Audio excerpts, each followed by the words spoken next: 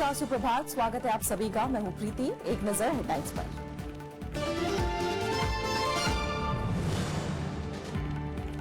बगावत के बाद पार्टी कोषाध्यक्ष पद से हटाए गए पन्नीरसेल्वम। कहा, जबरदस्ती लिया गया मुख्यमंत्री पद से इस्तीफा। शशिकला का सभी विधायकों के समर्थन का दावा।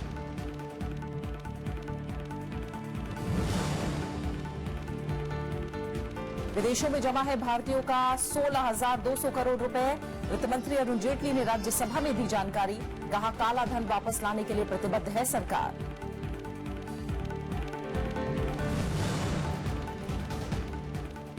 संसद में प्रधानमंत्री ने नोटबंदी का किया बचाव। कहा, अर्थव्यवस्था के लिए जरूरी था फैसला। बेनामी संपत्ति कानून लागू नहीं करने पर कांग्रेस से मांगा जवाब।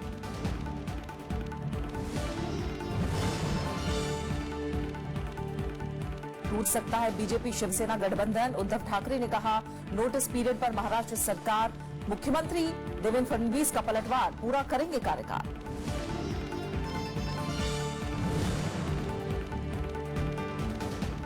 कलकत्ता हाईकोर्ट के वर्तमान जज एससी कर्णन के खिलाफ अवमानना कार्यवाही। सुप्रीम कोर्ट ने खुद लिया संज्ञान। मुख्य न्यायाधीश जस्टिस खेहर समेत 7 जजों की बेंच आज करेगी सुनवाई।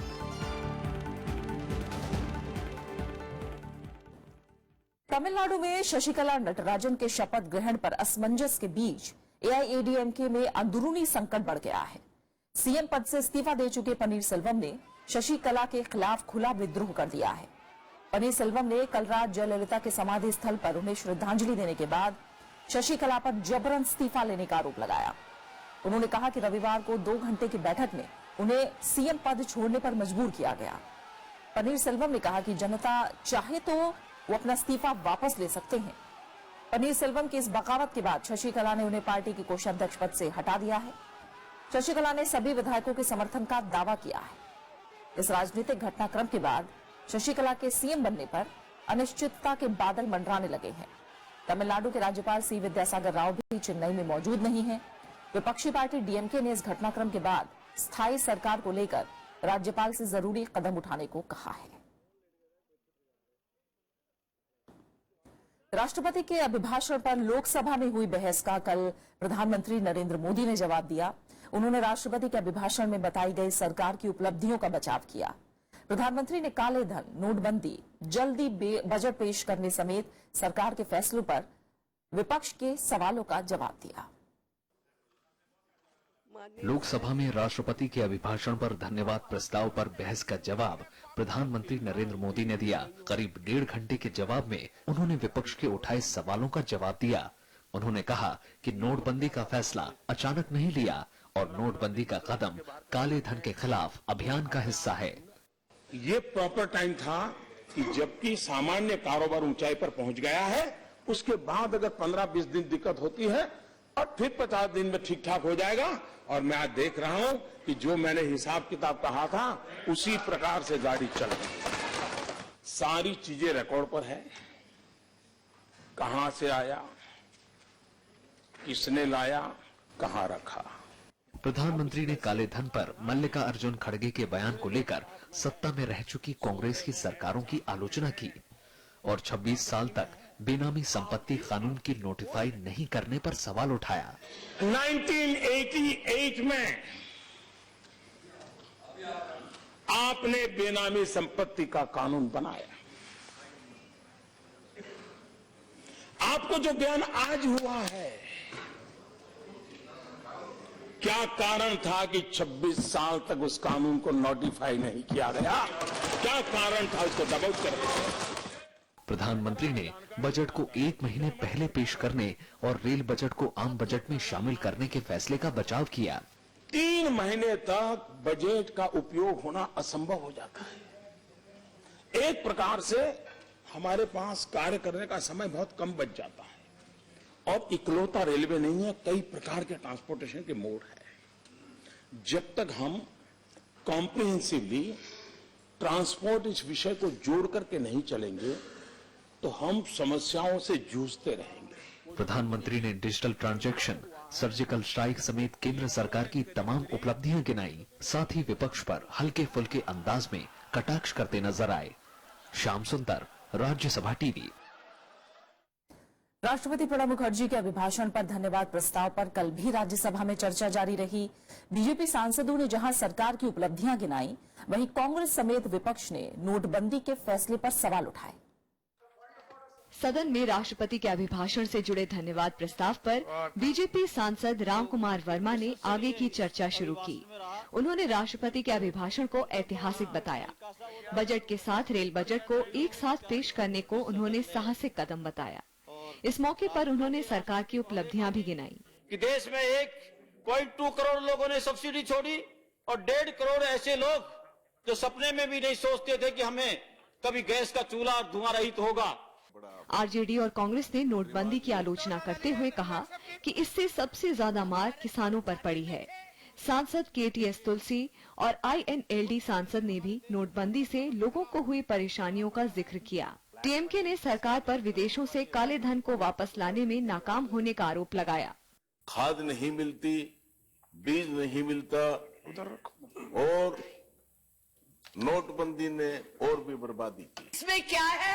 वही sit India, stand India, make India, Swachh India. India ही इंडिया है, जनता कहीं पर नहीं। If the design had been finalized on 19th May, what prevented the government from printing the notes? What prevented the government from recalibrating the ATMs? नोटबंदी से हमारे देश की अर्थव्यवस्था पर गहरा दुष्प्रभाव पड़ा है।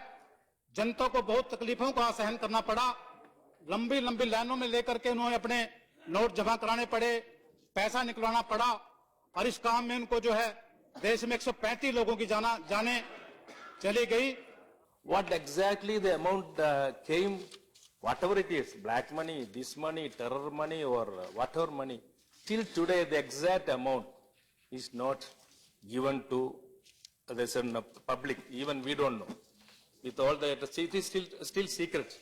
बीजेडी और टीडीपी ने सरकार के नोटबंदी के फैसले का स्वागत करते हुए इसे ऐतिहासिक कदम बताया। Rainy season, because in the rainy season they don't have food to eat. So I support this program addressed by President of India, which will be implemented. I hope they will be implemented by the ruling party. Jan Dhan Yojana scheme introduced by the government is also a great thing, which got good momentum and led to open bank accounts by the unbanked people. सरकार की तरफ से मानव संसाधन विकास मंत्री ने पक्ष रखा। दूध के लिए कतार लगवाई, 50 साल आपने राशन के लिए कतार लगवाई, 50 साल आपने गैस के लिए कतार लगवाई। कांग्रेस का नाम ही क्यों था? पूरे जनता को, देश को हर चीज की किल्लत थी, वो सारे क्यूज में खड़े कर दिए थे। अब 50 दिन के क्यू के लिए आप आरोप करोगे? आपने 50 साल देश को हर तरह के क्यू में खड़ा किया। सदन में गुरुवार को धन्यवाद प्रस्ताव पर कानून मंत्री रविशंकर प्रसाद ने चर्चा की शुरुआत की, जिस पर सोमवार को भी चर्चा हुई। कृति मिश्रा के साथ पंचानन मिश्रा, राज्यसभा टीवी। लोकसभा ने कल मजदूरी भुगतान संशोधन विधेयक 2017 ध्वनिमत से पारित कर दिया। विधेयक में कामगारों को चेक या उनके खातों में सीधे वेतन देने का प्रावधान है। इसके लिए कामगारों से अनुमति नहीं लेनी होगी। ये व्यवस्था 45 उद्योगों पर लागू होगी।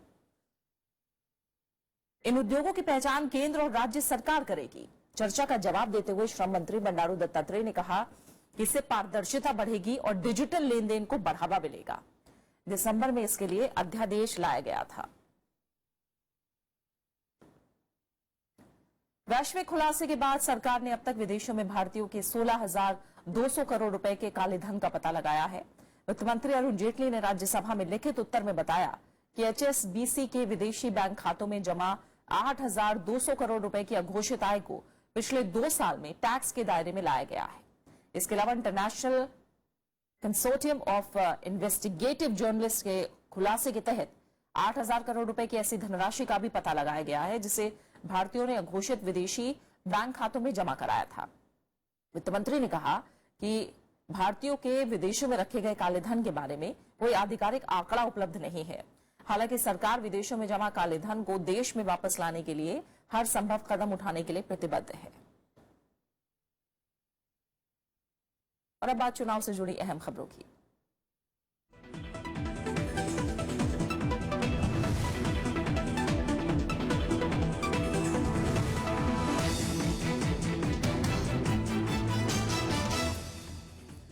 उत्तर प्रदेश में पहले चरण के लिए सभी दलों ने पूरी ताकत लगा रखी है। सभी दलों के दिग्गज नेता इन इलाकों में धुआंधार रैलियां कर रहे हैं।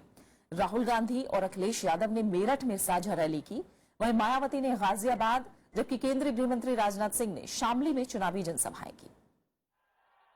राहुल गांधी और अखिलेश यादव ने मेरठ में साझा रैली को संबोधित किया। दोनों ही नेताओं ने केंद्र सरकार और प्रधानमंत्री की जमकर आलोचना की। राहुल गांधी ने नरेंद्र मोदी पर नफरत की राजनीति करने का आरोप लगाया। उन्होंने कहा कि कांग्रेस सपा गठबंधन देश की राजनीति में काफी अहम भूमिका निभाएगा। मोदी जी आते हैं, क्रोध फैलाते हैं, गुस्सा फैलाते हैं। यहाँ से मैसेज जाना चाहिए नरेंद्र मोदी जी को। नरेंद्र मोदी जी, उत्तर प्रदेश के युवा एक साथ खड़े हुए हैं। उत्तर प्रदेश के युवा मेक इन उत्तर प्रदेश करना चाहते हैं। पूरी दुनिया को बताना चाहते हैं कि उत्तर प्रदेश एक साथ खड़ा है, इस प्रदेश को तोड़ा नहीं जा सकता है। वहीं अखिलेश यादव ने कहा कि राज्य में सपा कांग्रेस गठबंधन की हवा चल रही है। उन्होंने एक बार फिर नोटबंदी के मकसद को लेकर प्रधानमंत्री पर तंज कसा। चुनाव में ये केवल प्रदेश का चुनाव नहीं है, ये देश का भविष्य तय करेगा। 500,000 रुपया सब जमा हो गया। अब तो कम से कम बीजेपी के लोग ये बताएं हमें कि 15 लाख नहीं तो कम से कम 15,000 ही हमारे अकाउंट में भिजवा देते। वहीं गाजियाबाद की रैली में बीएसपी प्रमुख मायावती के निशाने पर बीजेपी और समाजवादी पार्टी रही। उन्होंने कहा कि बीजेपी की मंशा आरक्षण को खत्म करने की है। वहीं सत्ताधारी दल पर अपराधियों को शह देने का आरोप लगाया। सपा सरकार में यहाँ हर तरफ असुरक्षा व आतंक का माहौल ही छा गिरा है।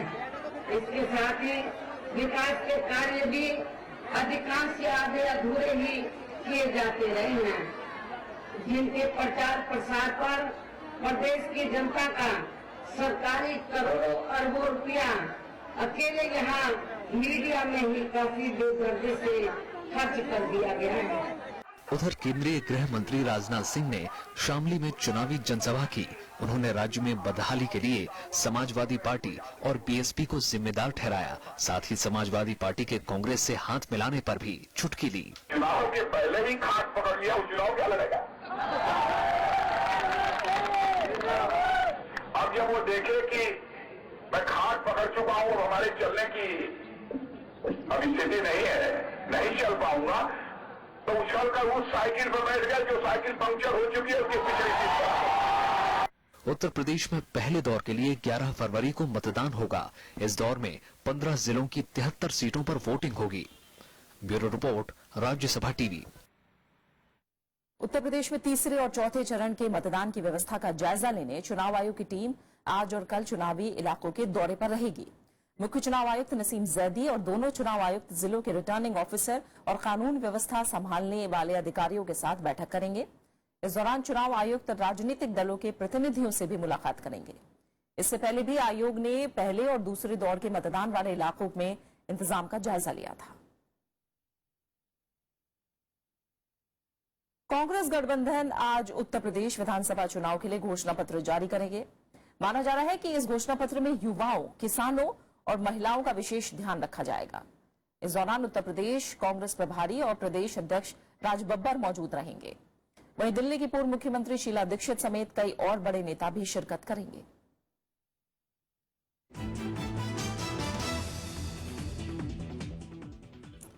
और अब बात कुछ और अहम खबरों की। महाराष्ट्र में शिवसेना और बीजेपी के बीच दरार बढ़ गई है।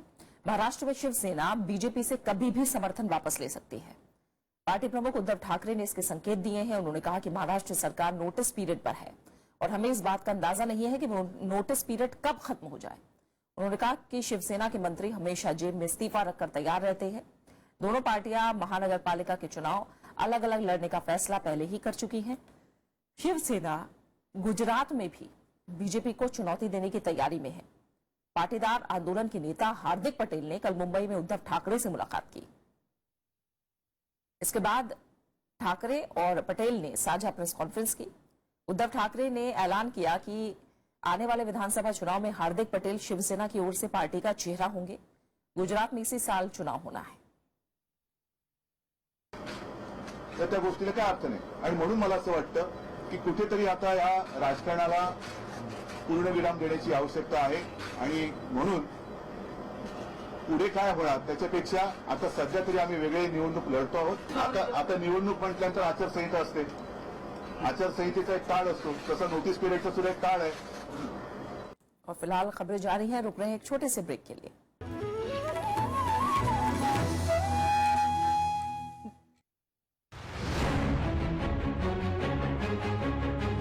पांच राज्यों में चुनाव का धुआंधार प्रचार.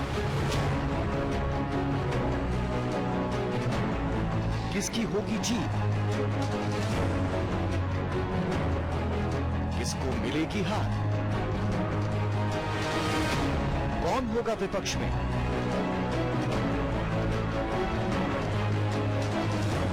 किसकी बनेगी सरकार.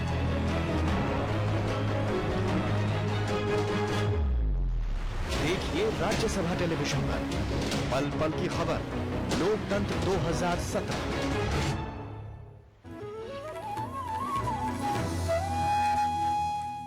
ब्रेक के बाद आपका स्वागत है. सुप्रीम कोर्ट में आज 7 जजों की बेंच कलकत्ता हाईकोर्ट के वर्तमान जज जस्टिस CS कर्णन के खिलाफ अवमानना मामले की सुनवाई करेगी. सुप्रीम कोर्ट ने मामले का खुद संज्ञान लिया है. जस्टिस कर्णन ने मद्रास हाईकोर्ट के मुख्य न्यायाधीश के खिलाफ प्रधानमंत्री नरेंद्र मोदी और सुप्रीम कोर्ट के मुख्य न्यायाधीश जस्टिस JS खेहर समेत कई प्राधिकारियों को चिट्ठी लिखी थी. सर्वोच्च अदालत ने जस्टिस कर्णन के इसी पत्र पर संज्ञान लिया है और इसे अवमानना मानकर सुनवाई का फैसला किया है. जस्टिस कर्णन को मद्रास हाईकोर्ट से कलकत्ता हाईकोर्ट ट्रांसफर किया गया था. फरवरी 2016 में जस्टिस कर्णन ने ट्रांसफर आदेश को खुद ही स्टे कर दिया था, जिसके बाद सुप्रीम कोर्ट ने मद्रास हाईकोर्ट के चीफ जस्टिस से उन्हें कोई भी न्यायिक कार्य नहीं देने का आदेश दिया था.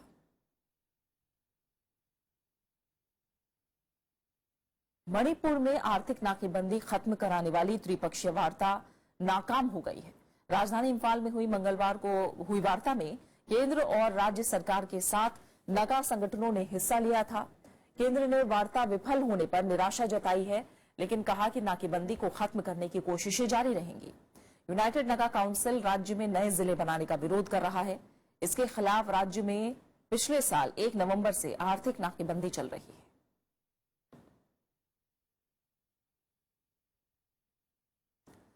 कनॉट प्लेस को वाहन मुक्त बनाने की मुहिम का स्थानीय कारोबारी विरोध कर रहे हैं.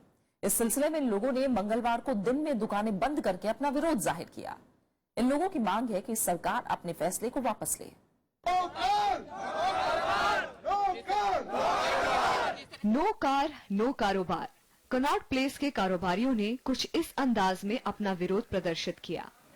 सीपी को वाहन मुक्त बनाने का विरोध कर रहे इन कारोबारियों ने मंगलवार को 11 बजे से 3 बजे तक दुकानें बंद रखी. कनॉट प्लेस में ये सारी पार्किंग हटाना चाह रहे हैं.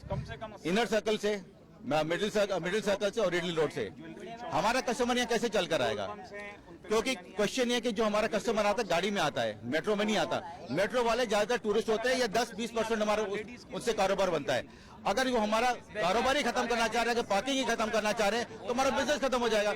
एनडीएमसी ने कनॉट प्लेस इनर सर्कल को 3 महीने के लिए वाहन मुक्त बनाने का फैसला किया था. इसे 20 फरवरी से शुरू किया जाना था. कारोबारियों का कहना है कि इस नई यातायात व्यवस्था से भारी आर्थिक नुकसान होगा. हमारे पंप जो यहाँ पे 1935 से एस्टेब्लिश्ड हैं, 5 पंप हैं कनॉट प्लेस में, वो सब बंद हो जाएंगे. उनके कारोबार बंद हो जाएगा, उनकी फैमिली तबाह हो जाएंगी. नुकसान की आशंका के मद्देनजर कारोबारियों ने आंदोलन तेज करने की भी बात कही है. अनु दीवान, राज्यसभा टीवी. संयुक्त राष्ट्र में जैश ए मोहम्मद प्रमुख मसूद अजहर से जुड़े प्रस्ताव का चीन ने फिर विरोध किया है. अमेरिका ने संयुक्त राष्ट्र सुरक्षा परिषद में पठानकोट हमले के मास्टरमाइंड मौलाना मसूद अजहर के खिलाफ प्रतिबंध लगाने का प्रस्ताव पेश किया. प्रस्ताव को अमेरिका के अलावा ब्रिटेन और फ्रांस का भी समर्थन था. सुरक्षा परिषद के आतंकवाद के खिलाफ बनी कमेटी में इन तीनों देशों ने डोनाल्ड ट्रंप के राष्ट्रपति बनने के एक दिन पहले 19 जनवरी को इस प्रस्ताव को पेश किया था, लेकिन बाद में चीन ने एक बार फिर इस प्रस्ताव का विरोध किया. भारत ने इस मसले पर चीन से अपनी आपत्ति जाहिर की है. विदेश मंत्रालय के मुताबिक इस मुद्दे को चीन की सरकार के सामने उठाया गया है. इससे पहले भी चीन पर इस मसले पर भारत के रुख का विरोध करता रहा है. हमें इस घटना के बारे में जानकारी मिली है और हमने चीन की सरकार के साथ इस मसले को उठाया है. अफगानिस्तान की राजधानी काबुल में सुप्रीम कोर्ट परिसर में हुए बम धमाके में 20 से ज्यादा लोगों के मारे जाने की खबर है। आत्मघाती हमलावर ने कोर्ट के पार्किंग में विस्फोट किया। गृह मंत्रालय के मुताबिक इस हमले में करीब 50 लोग घायल भी हुए हैं। बम विस्फोट के जरिए सुप्रीम कोर्ट के कर्मचारियों को निशाना बनाने की कोशिश की गई थी। विस्फोट के बाद कोर्ट परिसर को सेना ने अपने कब्जे में ले लिया है। आसपास के इलाकों में सघन तलाशी अभियान चलाया जा रहा है। अमेरिका के राष्ट्रपति डोनाल्ड ट्रंप ने यात्रा प्रतिबंध के फैसले से पीछे हटने से इनकार कर दिया है और इसके लिए कानूनी लड़ाई के लिए भी तैयार रहने की बात कही है। इस बीच एप्पल, गूगल समेत 100 अमेरिकी कंपनियों ने ट्रंप की यात्रा प्रतिबंध को कानूनी चुनौती दी है। अमेरिका के राष्ट्रपति डोनाल्ड ट्रंप यात्रा प्रतिबंध फैसले की कानूनी वैधता की लड़ाई के लिए तैयार हैं। व्हाइट हाउस के प्रवक्ता सीन स्पाइसर ने कहा कि इस फैसले को वापस लेने का सवाल ही नहीं है। ये पाबंदियां लगाना राष्ट्रपति के अधिकार में आता है। Both parties to present their cases. Remember, what we're discussing right now has nothing to do with the merits of the order. The law is very clear on this. The president has huge discretion to protect the safety of the American people, the nation's institutions, with respect to who can come into this country.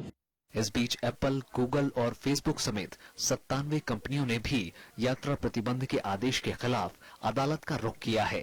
इन कंपनियों ने federal court में दस्तावेज दाखिल कर दलील दी है कि इस फैसले से उनका कारोबार प्रभावित होगा। अमेरिकी संविधान जानकारों का मानना है कि असंवैधानिक आदेशों को कोर्ट रोक सकती है। वहीं राष्ट्रपति ट्रंप के पास सुप्रीम कोर्ट जाने का रास्ता है। Article 3 of the Constitution says that the judicial branch has the power to hold executive or legislative action unconstitutional and prevent it from being enforced because it would violate the Constitution. शुक्रवार को Seattle की court ने यात्रा प्रतिबंध के आदेश पर अस्थायी रोक लगा दी थी।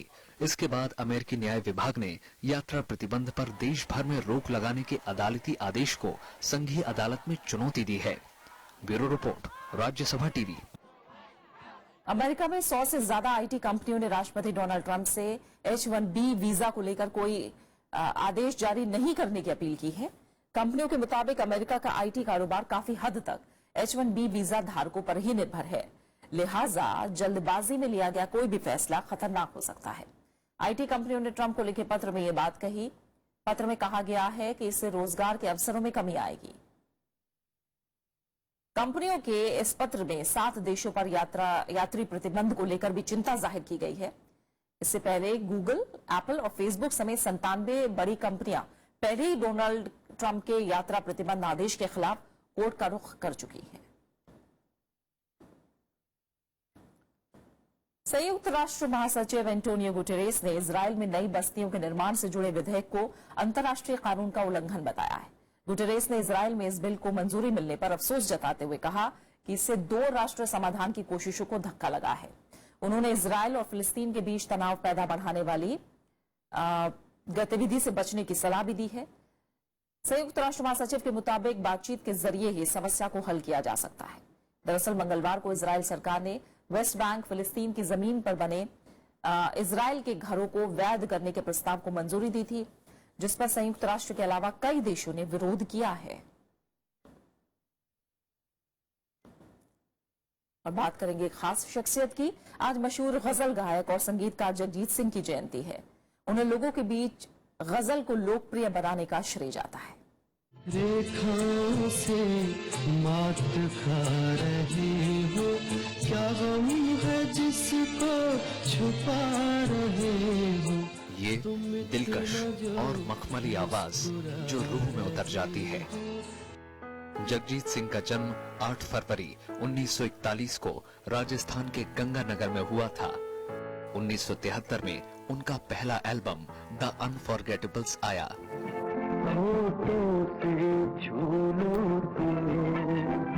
मेरा गीत अमर कर दे, बन जाओ गीत मेरे प्रीत अमर कर दे। जगजीत सिंह ने पत्नी चित्रा सिंह के साथ एक से बढ़कर एक गजलें गाईं।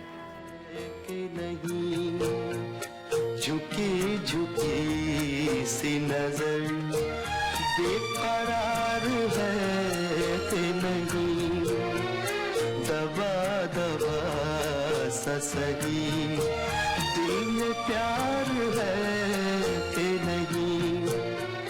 1982 में अर्थ फिल्म में उन्होंने संगीत दिया था। उन्होंने प्रेम गीत, साथ साथ समेत कई फिल्मों में आवाज दी। जागते जागते एक उम्र कटी हो जैसे। 10 अक्टूबर 2011 में उन्होंने दुनिया की महफिल को अलविदा कह दिया। चिट्ठी न कोई संदेश, जाने वो कौन सा देश, जहाँ तुम चले गए, जहाँ तुम चले गए। Bureau report, Rajya Sabha TV. दिल पे लगा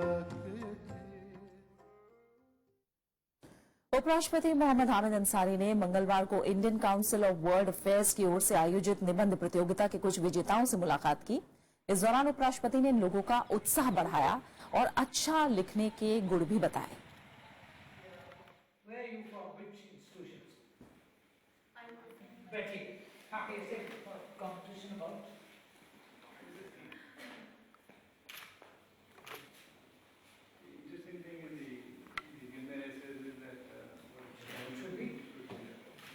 और अब आखिर में हेडलाइंस।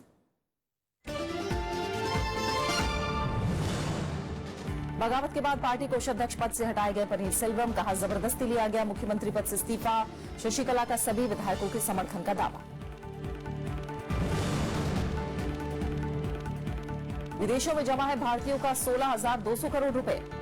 वित्त मंत्री अरुण जेटली ने राज्यसभा में दी जानकारी, कहा काला धन वापस लाने के लिए प्रतिबद्ध है सरकार।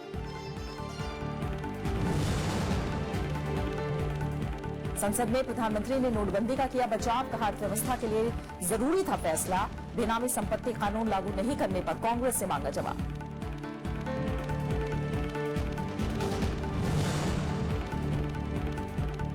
टूट सकता है बीजेपी शिवसेना गठबंधन, उद्धव ठाकरे ने कहा नोटिस पीरियड पर महाराष्ट्र सरकार। मुख्यमंत्री देवेंद्र फडणवीस का पलटवार, पूरा करेंगे कार्यकाल।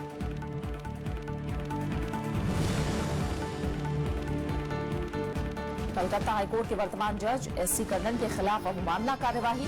सुप्रीम कोर्ट ने खुद लिया संज्ञान। मुख्य न्यायाधीश जस्टिस केयर समेत 7 जजों की बेंच आज करेगी सुनवाई।